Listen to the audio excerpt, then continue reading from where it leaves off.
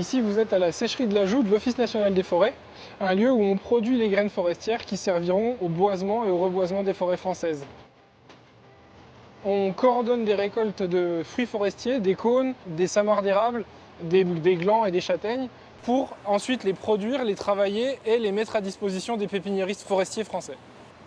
C'est le seul établissement public de France à assurer cette mission-là. Ici, on se trouve sur les planchers de la ferme de Montrasson, là où on entrepose les cônes de résineux et aussi des feuillus précieux pour les faire post-maturer, se développer après la récolte sur l'arbre. C'est vraiment la première étape. Là, vous avez des cônes de pin à encens, du pin Teda, qui est un proche cousin du pin maritime, qui est l'essence la plus plantée en France. Un cône sur les planchers va mettre entre 2 mois et 3 mois à être sec. Un cône tel qu'on le reçoit quand il est sec, là vraiment c'est ce que vous avez ici. Et par contre, un cône qui va commencer à être travaillable pour nous, c'est un cône qui va avoir vraiment des écailles bien ouvertes. Et où vous voyez, on voit les graines qui s'envolent très facilement.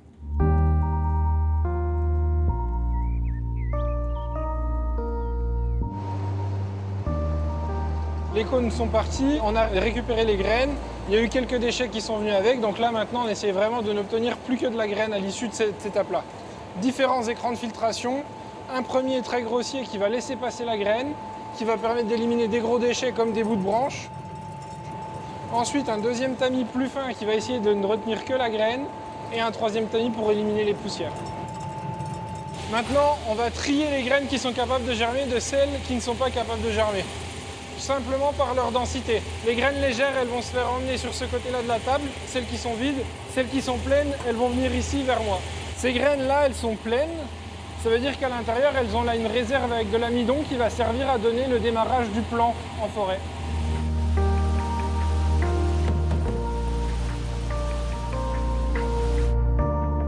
On va pouvoir tester leur qualité, on va pouvoir tester leur capacité à germer. Et là, vous avez 100 graines au départ. Et quand on va refaire le relevé, on va enlever celles qui ont germé. Quand on fera le résultat, on ne comptera plus que les graines qui restent. S'il en reste 4, on a 96% de capacité de germination pour ce lot-là. Les graines, elles vont aller en chambre froide. Elles vont passer un hiver ou plus en fonction des besoins des pépiniéristes et des forêts françaises. On répond à 50% des besoins du marché français, principalement sur les feuillus et aussi sur une bonne partie des résineux.